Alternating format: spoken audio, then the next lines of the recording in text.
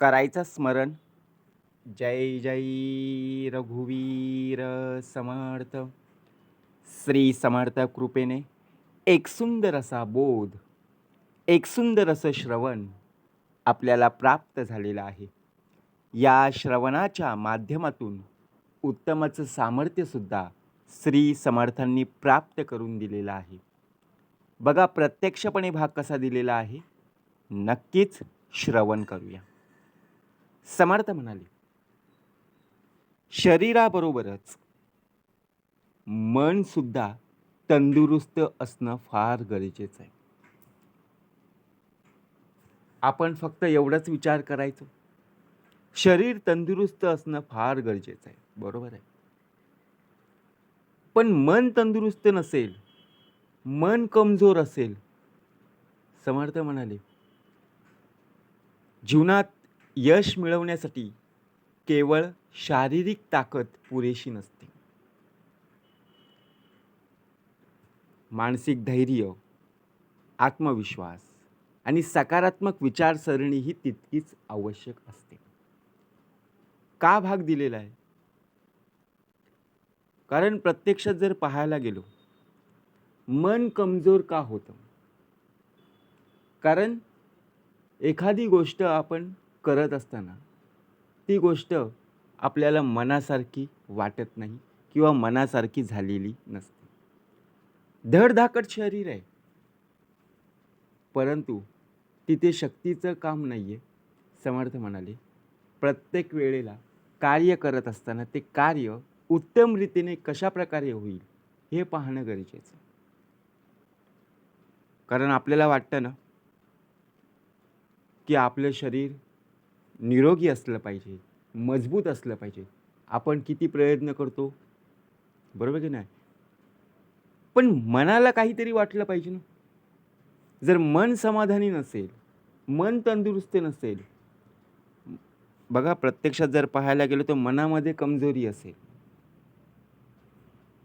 तर शरीर साथ देणार नाही. का भाग द्यावा लागला? समर्थ म्हणाले, आपण आपले शरीर मजबूत आणि निरोगी होण्यासाठी अनेक प्रयत्न करत असतो आणि करतच राहावं. व्यायाम करत असतो, बरोबर की नाही? सकाळ संध्याकाळ आपण व्यायाम करतो. चालणं, फिरणं आपलं होतच असतं. पण कधी विचार केलाय का, मनाला प्रसन्न कसं वाटेल? मन कमजोर न होता मजबूत कसं होईल?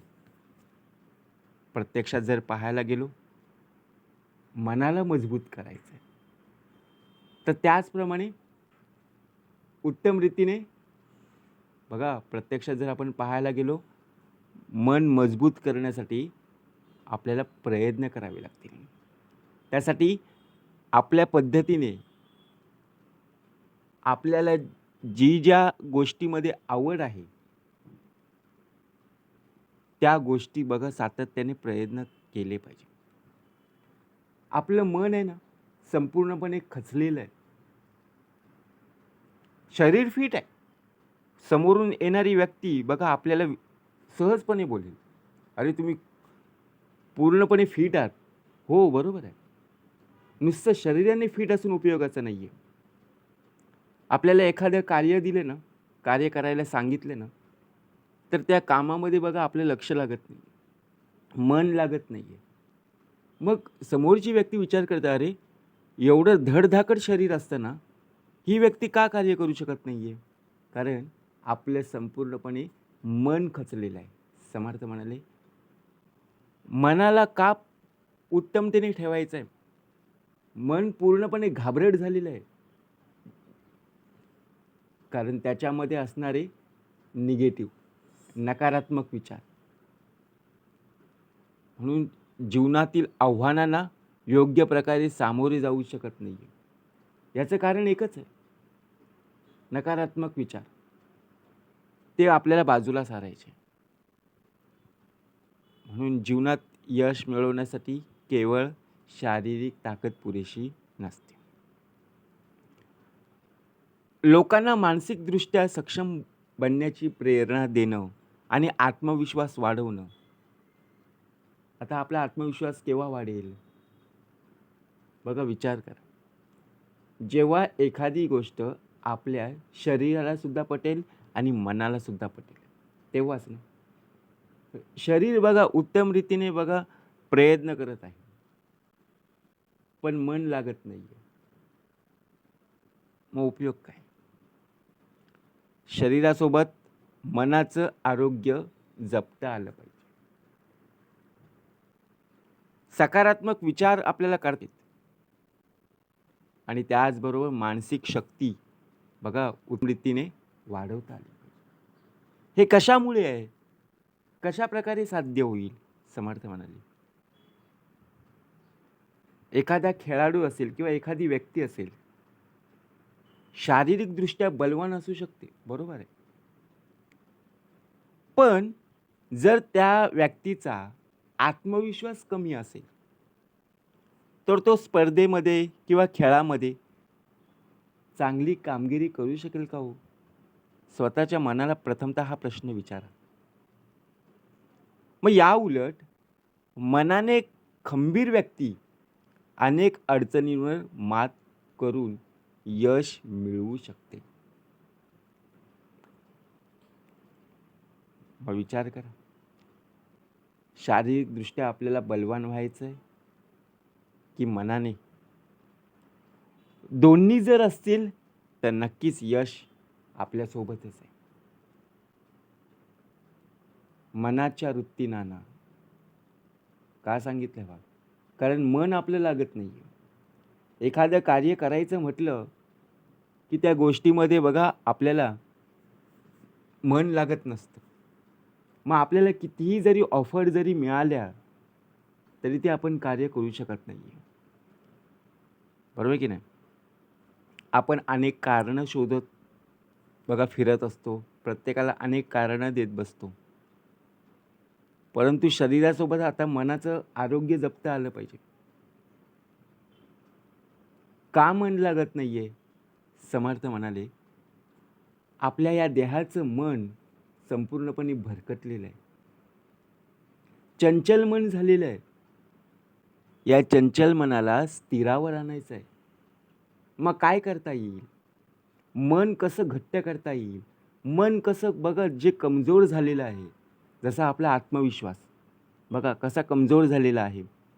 परंतु एखादी गोष्ट ज्यावेळी आपण करत असतो आणि प्रयत्न करता करता बघा ती गोष्ट, ते कार्य उत्तम रीतीने पार पडलं जातं आणि आपला आत्मविश्वास सुद्धा वाढला जातो. बरोबर आहे की नाही? एखादी कार चालवायची किंवा एखादी गाडी चालवायची, बरोबर आहे.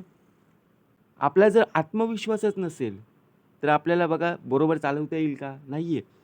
पण सतत प्रयत्न करत राहणं आणि त्यातून मिळणारा जो आत्मविश्वास, आपल्या स्वतःवर जेव्हा विश्वास बसेल तेव्हा नक्कीच आत्मविश्वास वाढलेला पाहायला मिळेल ना. मग मनाला सुद्धा काय वाटेल? प्रसन्नता नक्कीच वाटेल. मन सुद्धा मजबूत होईल आणि शरीर सुद्धा मजबूत होईल. परंतु शरीर नुसतं मजबूत असून उपयोगाचं नाही. मन मजबूत करा, समर्थ म्हणले. कारण शरीराच्या ताकदीपेक्षा आहे ना, या कलियुगामध्ये या जगामध्ये मनाची ताकद श्रेष्ठ असते. कारण बघा, शरीर हे नाशिवंत आहे, परंतु मन बघा शेवटच्या क्षणापर्यंत आपण ज्या गोष्टीमध्ये एखादी निगेटिव्हपणा नकारात्मक विचार करत असतो, पण ती गोष्ट करत असताना मन मजबूत नसेल, मग शेवटी नकारात्मक विचार येणारच ना. त्या नकारात्मक गोष्टी बाजूला सारायच्यात. कारण अशा गोष्टी सुद्धा शक्य होतात जेव्हा तुमचा आत्मविश्वास द्विगुणित होईल.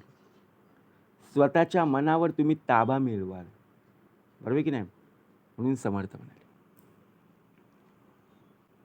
आता शरीराबरोबर मन सुद्धा उत्तम रीतीने जपता आलं पाहिजे.